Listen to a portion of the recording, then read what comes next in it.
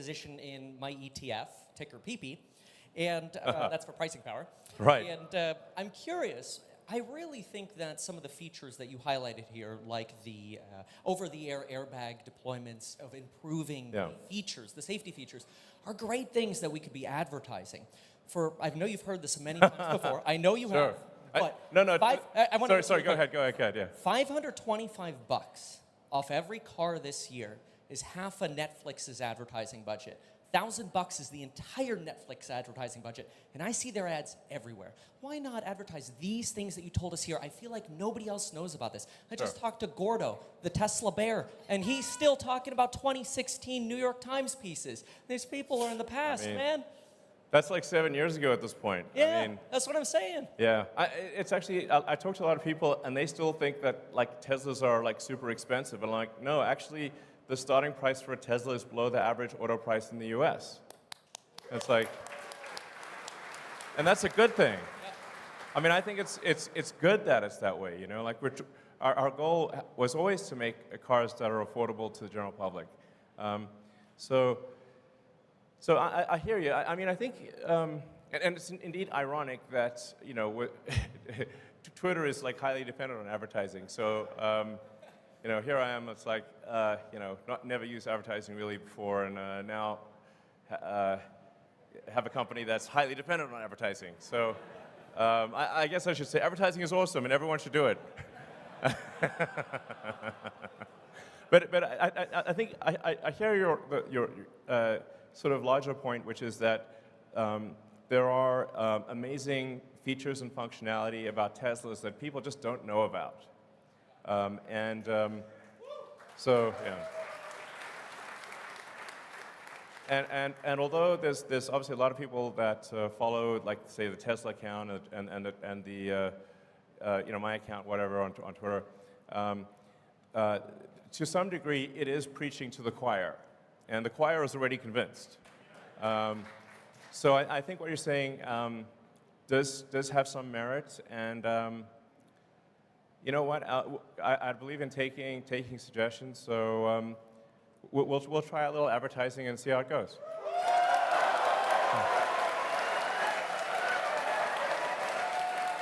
Okay.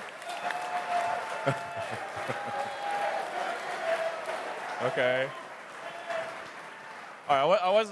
I wasn't expecting that level of enthusiasm, but okay. It sounds like our shareholders, if I read between the lines, subtle as it is, are saying we should probably do some advertising. Okay, very well. All right.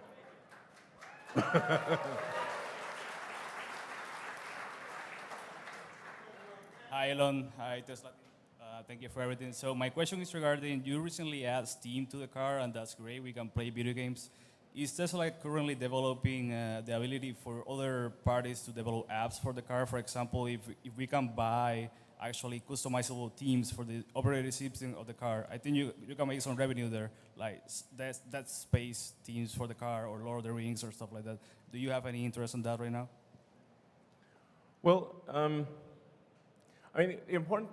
So I think the notion of having entertainment apps and whatnot becomes increasingly important as the cars achieve self-driving, because otherwise you can only really play games or watch movies or whatever when the car is stationary. You know, which, you know, if it's charging or whatever, then you can use it. But when it's at the point at which it's full self-driving, I think it's very much about entertainment and productivity. So I think that is something that might make sense in the future. But overwhelmingly, the focus right now for Tesla software, apart from improving safety, is achieving full self-driving, and then getting full self-driving to be much safer than human driving.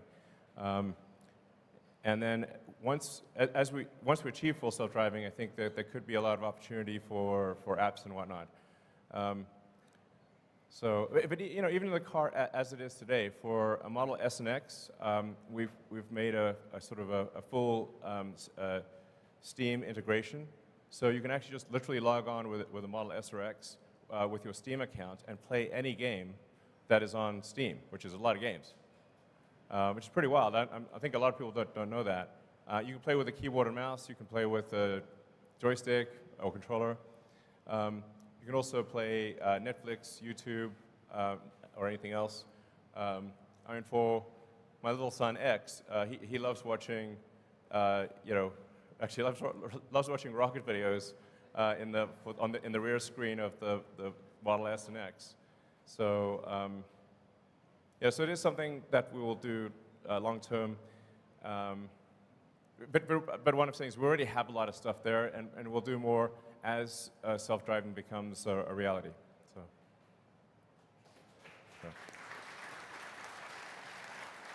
Hey, Elon. I'm John, or Dr. Know-It-All on YouTube, and I don't know it all. But anyway, my question is, as you guys move completely or finish the transition in full self-driving from version 1.0 of the software to 2.0, what do you perceive of as the potential stumbling blocks after that? Because it seems like that's the major, kind of step change that needed to happen, and so you're almost done with that, and what happens after that? And also, please let me interview about full self-driving. I'll spend 2 hours talking to you about just that. So, thank you. Well,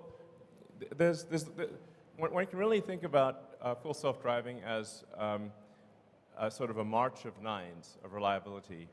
So we need to get to the point where the probability of injury is lower than that of the average human driver, and then ultimately probability of injury is much lower. So even at the point at which the car is capable of driving itself, there's still actually a lot of work to do, because every year there's 1 million people that die in auto accidents, and I think probably everyone in this audience has friends and family that have died or been seriously injured in auto accidents, and for there's 1 million people that die. There's 10 million people roughly that are seriously permanently injured, and so it matters that if we can get that down by an order of magnitude, there's 900,000 lives saved per year, maybe 9 million severe injuries prevented per year, and so that really, I think, morally has to be our primary goal.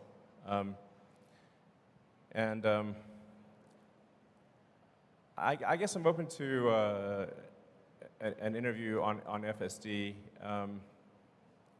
2 hours is a long time, but okay. All right, I'll do an interview. It's got to be on Twitter, but sure. All right.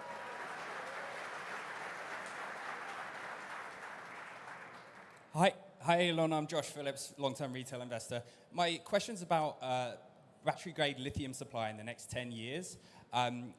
Lithium experts all agree that mines are just not coming online fast enough to meet battery supply. And actually, Drew Baglino pointed this out recently. Some mines take 10 years plus to be permitted. And even GM has actually announced huge lithium deals that will secure away supply from the rest of the industry. So what's Tesla's plans to get more supply of lithium at the mine level outside of refining, but also at a deeper level than a traditional offtake? Because as we know, he who controls the spice controls the universe. Sure.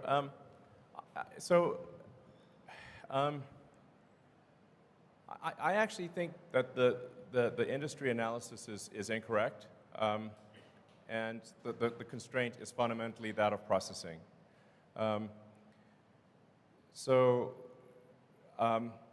Now, our refinery in Corpus Christi that we're building is primarily oriented towards refining spodumene, of which there is a truly vast amount in the world. I think about 3/4 of our lithium comes from Australia. And frankly, you could increase the rate at which the mines are operating, and the limiting factor is not how fast can you mine, but how fast can you process. So the mines are only going to produce ore at the rate at which refineries can handle the ore, or it's pointless. So I think my opinion, and obviously I could be wrong about this, but is that it's really not about the lithium ore. Lithium is extremely common. Lithium is everywhere. In every country's got lithium. It's not like oil. So lithium is one of the most common elements on Earth. But taking the lithium ore and refining it to battery grade is extremely difficult because the purity levels required for a battery are extremely high. If you have even a small impurity, then you will degrade the life of the cell dramatically. So you need ultra-pure battery-grade lithium, and that's why our focus is on refining as opposed to mining. Thank you.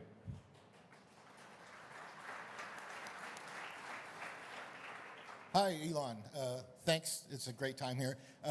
You spoke about safety in your presentation of the vehicles, and I just want to say I'm thankful to you for building such a safe vehicle, because I'm here today with my son. We drove in his Tesla 3 over here that he replaced with the one that he got rear-ended significantly in, and it destroyed the car. But we're able to be here today, so Great. Thank you very much. Absolutely.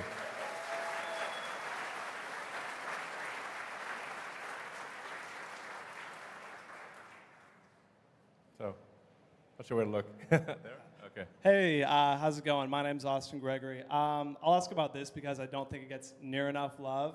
But I was wondering if there are any updates on the next-gen Roadster, actually. Yeah, I know it's sort of like the cherry on top and all that stuff. Yeah. You guys have a lot on your plate, if you've said before. But if there's any updates on like the release timeline, all that stuff, the SpaceX package, maybe. Yeah. That'd be amazing. Thanks. Totally fair and reasonable question. Where is that thing? We expect to complete the engineering and design of the next-gen Tesla Roadster this year, and hopefully start production. This is not a commitment, but hopefully start production next year. So, but it is like as you alluded to. It's not even the icing on the cake. It's the cherry on the icing on the cake. So I wouldn't expect it to be like. It's definitely not going to be a huge contributor to revenue. It will be a modest contributor to profitability, but it will be sick. So, and there's some value to me running two companies, because the next-gen Roadster will have the SpaceX option package. So, that'll make it truly next level. So. Hey, Elon. Eva Macmillan here. First of all, I want to thank you for making the absolute best, safest, and most fun cars in the whole world. Cars in Florida, we are seeing many, many more cars in Florida than a year ago. Yeah. Matter of fact, cars are doubled. So the question is, we all want Tesla insurance. Oh, Is it coming? Oh, yeah. Actually, that's a great question. Okay, Zach says it's coming later this year. But I have to tell you, like, one of the thorniest things in the United States is car insurance, or insurance in general, because it's a state by state, and every state's got different rules and regulations. So that's why it's not like rolled out nationwide. I think really there should be one national standard for insurance, especially car insurance. I think it would improve the cost effectiveness of car insurance. But our intent is to roll out nationwide and ultimately internationally. But there is a staggering amount of paperwork that is needed to get it done. But as Zach said, we expect to offer Tesla insurance in Florida later this year. Thank you. Thank you, Elon. Thank you, Elon. Alexandra Mertz. I am Tesla Boomer Mama. Very happy to be here. All right. So very grateful to the Tesla team and you, of course. Just want you to know we love the emotions every day, joy and less joy, but we're there. Shareholders, it's not easy. We're here not because it's easy, but because it's hard. So my question initially was on in-house financing. You already answered that, and I want to congratulate you to the double investment grade rating. But then I asked my Twitter subscribers, I'm sure you're going to appreciate, what they wanted to bring forward. Sure. And that question made the cut. Here we go. Automotive, including SAS, peak margin, the same for energy. What number, and by when do you have the best Elon guess that we get there? Sorry, I'm not sure I fully understand the question. So this is the peak margin for automobile, Oh, yeah. including SAS and energy, and by when will we get there? Your guess. I know nobody will sue you. Sorry, what's SAS? Well, software as a service. Oh, okay. You mean self-driving? FSD, Yeah. what's going to be the top automobile margin? And Yeah. I mean, what I was saying earlier is that at the point at which you have a truly autonomous vehicle that can drive around with no one in it, the utility of the vehicle, I think, as a rough guess, is probably 5 times what it is today, because people will drive an average of an hour and a half a day, perhaps, so 10 hours a week. But if the car is autonomous, it can probably, just speculation, but it probably can operate for a third of the hours in the week, which would mean 50 or more hours, thus a 5-fold increase. But the car costs the same. Sure, I understand, but what is going to be the margin for Tesla then? Because you're obviously thinking you're going to sell much more FSD then, right? You may have a system in place of robotaxis. You may have a cut with fleets. So did you do any projections what the automotive peak margin for Tesla could be in 2 years, 5 years, and the same for energy? Well, I mean, this is definitely, we're in sort of highly speculative territory here. But obviously, if you've got a car that costs the same and has, say, I don't know, a 20 or 25% margin, and suddenly is able to be used 5 times as much, then you might have 80% margins, and the revenue would increase several-fold. That's why I say it's probably going to be the biggest asset value step change in history of Earth.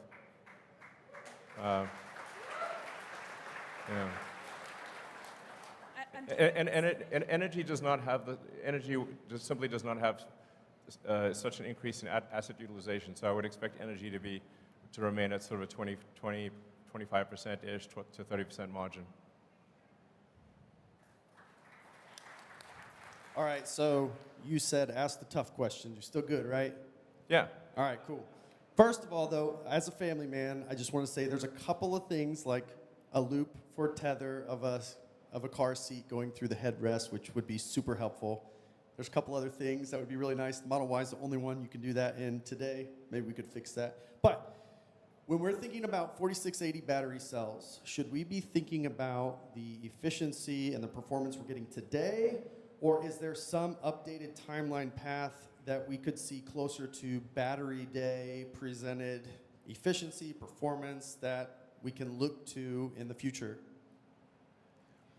Well, I think, first of all, it's really important to express the difficulty of, for Tesla to go from nothing to making a battery cell that we aspire to be better than any other battery cell on Earth, even when compared to companies where the only thing they do is make a battery cell, is obviously not a trivial exercise. That said, we do see a path to very high energy density and higher energy density and lower costs than anything else out there. But it's a hard path. It's a very hard path. Normally it would be absurd for companies to attempt such a thing. And no other car company is really attempting to do anything like this in a serious way. So I guess technically BYD, because they started out as a battery company, but yeah, so it's a very difficult thing to do. But I think we are tracking to success in that regard. So.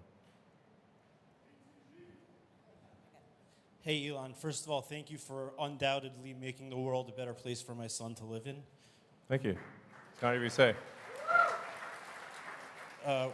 Once Cybertruck is fully ramped in Austin, what is the target production? And also, there's some rumors that you're thinking about stepping down as CEO. Please say it ain't so. It ain't so.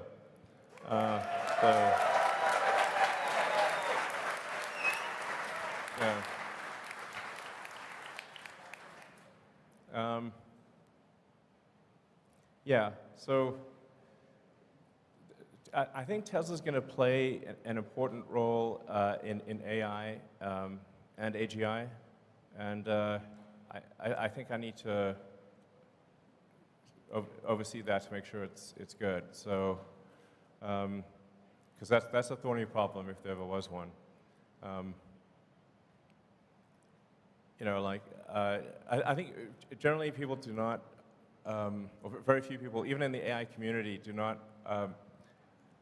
appreciate just how much capability Tesla has in AI. It's by far the most advanced real-world AI. There's no one even close. Reality has the most degrees of freedom. So I got to make sure that's good. So, and you were saying something? Cybertruck fully ramps Oh, here in yeah. Austin. Target production. So, as I said, you know, we'll start production later this year. We'll start handing over cars later this year. There will be an S-curve of production.